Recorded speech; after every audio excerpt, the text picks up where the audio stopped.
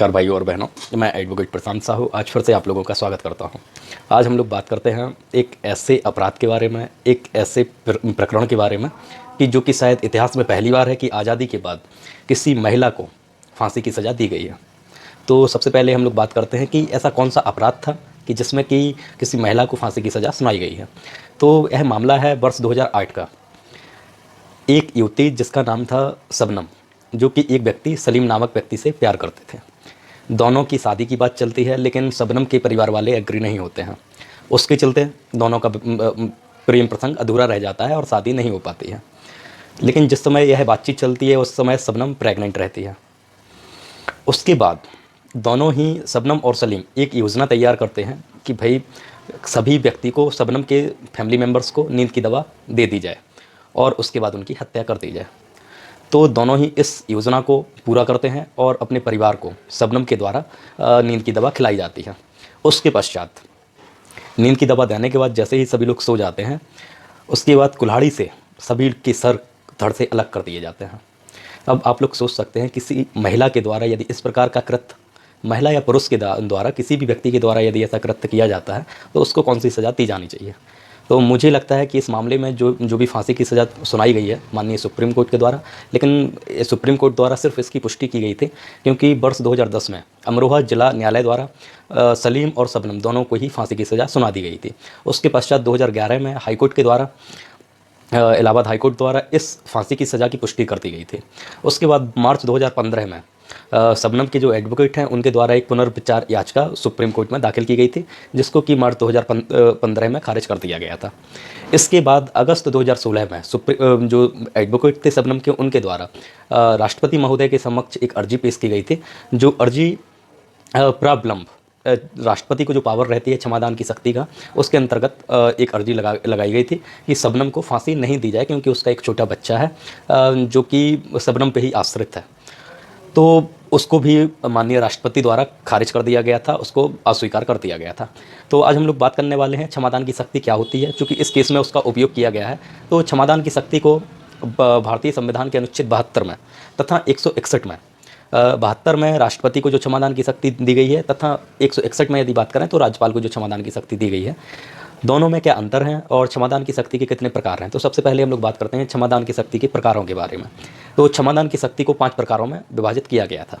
सबसे पहला है इसमें क्षमा, जिसको कि इंग्लिश में पार्डन बोलते हैं, कि यदि किसी व्यक्ति को अपराधी घोषित कर दिया गया है, उसने जो अपराध किया है उसके लिए न्यायालय द्वारा उसे साबित कर दिया जाता है और न्यायालय द्वारा उसको कोई सज़ा सुनाई जाती है, तब राष्ट्रपति को यह पावर होती है कि वह उस अपराधी को क्षमा कर सकता है। उसके द्वारा जो भी अपराध किया गया है, जो भी कृत्य किया गया है, उसके लिए पूर्णतः माफ़ कर दिया जाता है। तो यह क्षमादान की शक्ति में सबसे पहला प्रकार हो गया। दूसरा इसका जो प्रकार है वह है लघुकरण। तो लघुकरण में जो अपराध की प्रकृति है उसमें बदलाव किया जाता है कि फांसी की सज़ा को उम्र कैद में तब्दील कर दिया जाए या फिर कठोर कारावास जो है उसको साधारण कारावास में बदल दिया जाए। इसके अलावा और इसमें कुछ नहीं होता है। तो लघुकरण को इंग्लिश में कम्यूट बोलते हैं और यह सिर्फ और सिर्फ अपराध जो कारावास की प्रकृति है उसको परिवर्तित करता है, ना कि समय सीमा को। यदि किसी व्यक्ति को 14 वर्ष की सज़ा सुनाई गई है जो कि कठोर कारावास के अंतर्गत, तो उसको साधारण कारावास 14 वर्ष का ही रहेगा। तो यह दूसरा प्रकार हो गया लघुकरण। इसके बाद तीसरा इसका जो प्रकार है उसको बोलते हैं परिहार, या इंग्लिश में रिमिशन बोला जाता है। इसमें दंडादेश की मात्रा को कम किया जाता है। ये सपोज यदि किसी व्यक्ति को 14 वर्ष का कठोर कारावास दिया गया है तो उसको 7 वर्ष के कठोर कारावास में ही तब्दील कर दिया जाएगा। इसको परिहार या फिर रिमिशन बोला जाता है। यह फांसी की सज़ा पे लागू नहीं होता है। इसके बाद बात करते हैं हम लोग विराम, जिसको कि इंग्लिश में रेस्पाइट बोलते हैं, जो कि विशेष कारणों के चलते ही किसी का यदि स्वास्थ्य खराब है, काफ़ी गंभीर बीमारी है उसको, या फिर कोई प्रेग्नेंट लेडी है। जैसे हम लोग बात कर रहे हैं इसी केस में, शबनम वाले केस में यदि हम लोग बात करें तो शबनम के लिए जब जेल भेजा गया था तो उस समय वह प्रेग्नेंट थे।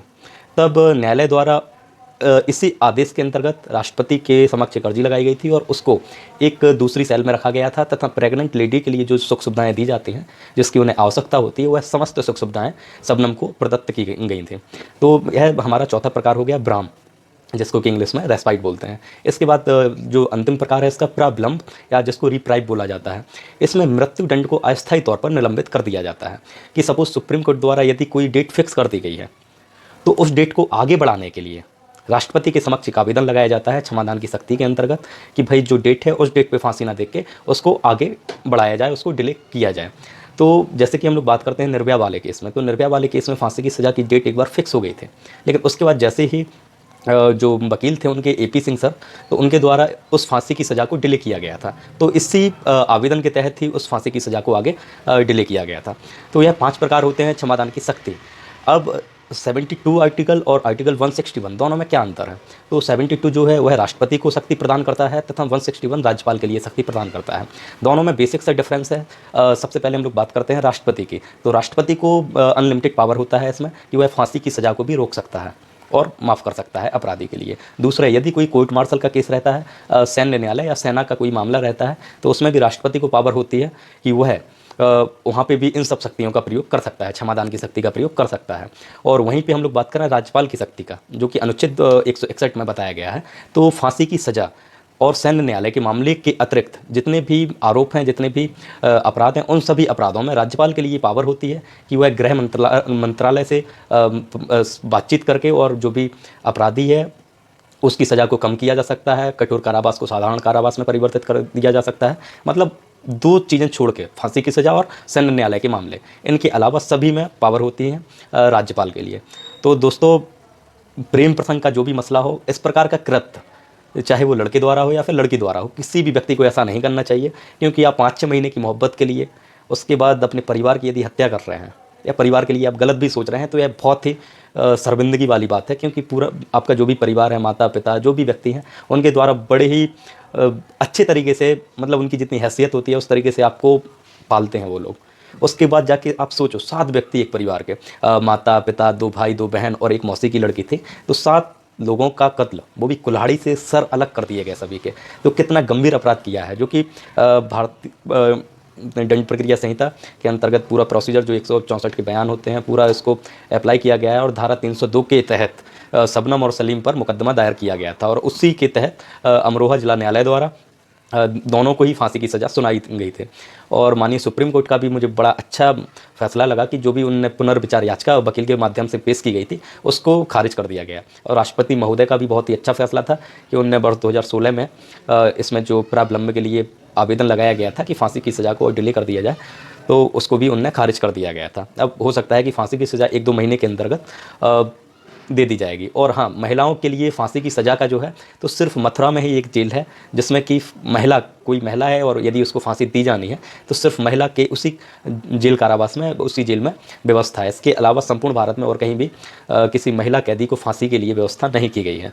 तो दोस्तों, प्लीज़ वीडियो इसको शेयर करें और जो भी इसमें समझने लायक बातें हैं उसको अपने स्तर पर समझें और किसी भी प्रकार का कोई अपराध ना करें, ताकि आपको जेल ना जाना पड़े। और वीडियो अच्छा लगता है तो प्लीज़ इसको लाइक करें, कमेंट करें और शेयर जरूर करें। और चैनल सब्सक्राइब नहीं किया है तो सब्सक्राइब करें। धन्यवाद दोस्तों, नमस्कार।